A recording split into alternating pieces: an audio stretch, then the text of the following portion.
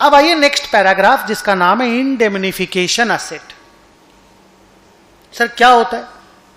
कई बार क्या होता है कि एक्वायरी ये बोलता है एक्वायरर को, रादर एक्वायरर ही रिक्वेस्ट करता है एक्वायरी से, and then acquiree then agrees क्या कि भाई he will indemnify the acquirer for the outcome of some contingency और uncertainty relating to any asset and liability. मान लो वेंडर कंपनी की बुक में कोई 20 करोड़ का लायबिलिटी है और मान लो इस पे थोड़ा डिस्प्यूट चल रहा है। अब हम जब अक्वायर किए तो हम लोगों को लगा यार साला ये तो सेटलमेंट होते वक्त मान लो 25 करोड़ पेमेंट करना पड़ गया, तो क्योंकि डिस्प्यूट चल रहा था। तो हमने अक्वायरी को बोला भाई अगर 20 करोड़ से ज्यादा मेरे को पे करना पड़ेगा तो तेरे को मेरे को इंडेमनीफाई करना होगा। तो बोला हाँ हम इंडेमनीफाई कर देंगे। तो ऐसे केसेस में जो इंडेमनिफिकेशन असेट आती है, भाई हमको तो पैसा मिलने का चांस रहेगा ना, because if I record the liability at 25 crore रुपया in my books as the fair value, तो I will get the indemnification also. तो कहते हैं कि in that case some indemnification asset arises which will be recorded as part of net, वो भी asset है। Sir valuation कैसे करेंगे इंडेमनिफिकेशन असेट का? जैसे इस लायबिलिटी का आपने वैल्यूएशन किया है उसी पैरामीटर पे इंडेमनिफाइड असेट का भी वैल्यूएशन होगा। वो एक्सपर्ट निकाल करके दे देगा, स्टूडेंट को निकालना भी नहीं पड़ेगा, बस स्टूडेंट सुन के रख ले कि हाँ ऐसा होता है। चाय पी लेता हूं। 4-5 पॉइंट और बचा, उसके बाद पहला बड़ा वाला सम। Items not forming part of business combination. मान लीजिए आपने बिजनेस कॉम्बिनेशन किया, सब्सिडरी को एक्वायर किया, उसी वक्त आपका सब्सिडरी से कोई डिस्प्यूट चल रहा था, उसका सेटलमेंट के लिए आपने उसको 2 करोड़ रुपए एक्स्ट्रा पेमेंट किया, पर वो बिजनेस कॉम्बिनेशन का पार्ट नहीं है, वो आपका डिस्प्यूट अलग से चल रहा था, वो आज सेटल हुआ। तो ये बहुत इंपॉर्टेंट है समझना कि क्या चीज बिजनेस कॉम्बिनेशन का पार्ट है, क्या चीज बिजनेस कॉम्बिनेशन का पार्ट नहीं है। जो बिजनेस कॉम्बिनेशन का पार्ट है वही बिजनेस कॉम्बिनेशन के अंदर में 5 स्टेप मॉडल में कवर होगा। जो बिजनेस कॉम्बिनेशन का पार्ट नहीं है वो अलग से जो भी रिस्पेक्टिव इंड एस है उसी से कवर होगा। जैसे इस केस में वो जो 2 लाख रुपया हम एक्स्ट्रा पेमेंट किए वो P&L में अलग से चला जाएगा, उसका नेटो, पीसी, गुडविल, एनसीआई, इनसे कोई मतलब उसको नहीं है। Got the point? आगे मैं पैराग्राफ पढ़ लेता हूं कि the acquirer has to identify very carefully those items and events which are happening at the time of business combination but are not part of business combination. If the item is not a part of business combination, it will be dealt separately as per respective Ind AS.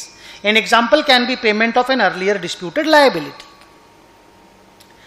अब आइए P number para या अगले para में चलते हैं जिसका नाम है रिएक्ट। अच्छा आप देख रहे हो G से स्टार्ट की आज हम लोग और P तक पहुंचे और ये है W तक। थोड़ा बोरिंग लग रहा होगा बट नई नई चीजें सीख रहे हो, अच्छा भी लग रहा होगा। क्या है सर रीएक्वायर्ड राइट्स? मान लो हम लोग वेंडर कंपनी को कोई लाइसेंस दे के रखे थे कि तुम भाई मेरा कंपनी का प्रोडक्ट को बेचो, तुमको रॉयल्टी देंगे, कोई भी एक तो लाइसेंस दे के रखे थे। अब हम वेंडर कंपनी को ही खरीद लिए, तो अगर हम खरीद लिए तो वो जो उसके पास राइट था वो हम लोग वापस से रीएक्वायर कर ले रहे हैं। तो सर क्या करना है? जब कंपनी एक्वायर हो गया तो राइट तो ऑटोमेटिकली रीएक्वायर हो जाएगा, तो कैंसिल कर लीजिए राइट को। नहीं, इंड एस ने बोला कि अगर कोई रीएक्वायर्ड राइट होता है तो आपको उसको मेजर करना है और बुक्स में रिकॉर्ड करना है, एक सेपरेट इंटेंजिबल असेट के रूप में रिकॉर्ड करना है। सर क्यों?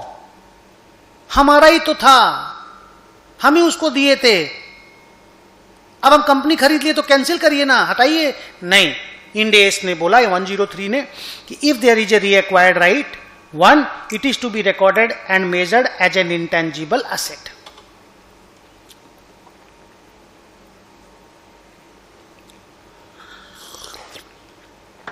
सर मेजरमेंट का कोई बेसिस यही है कि जो भी उसका रिमेनिंग बचा हुआ लाइफ है, मान लो हम उसको 10 साल के लिए लाइसेंस दिए थे, 7 साल गुजर गया, अब हम उस कंपनी को खरीद लिए, तो 3 साल के बेसिस पे उसका वैल्यूएशन होगा।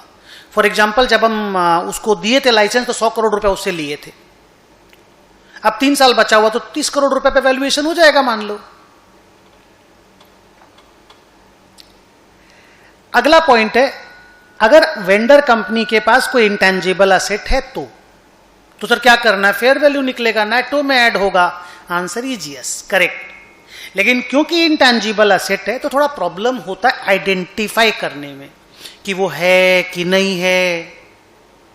भाई टेंजिबल असेट तो क्या दिखता है, land, building, plant, machine, furniture, equipment, vehicle, machine, दिखता है सब कुछ।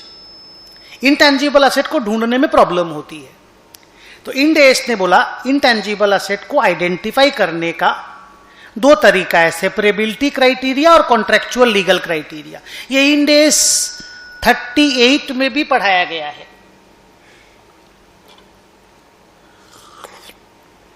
सर सेपरेबिलिटी क्राइटेरिया का मतलब क्या हुआ?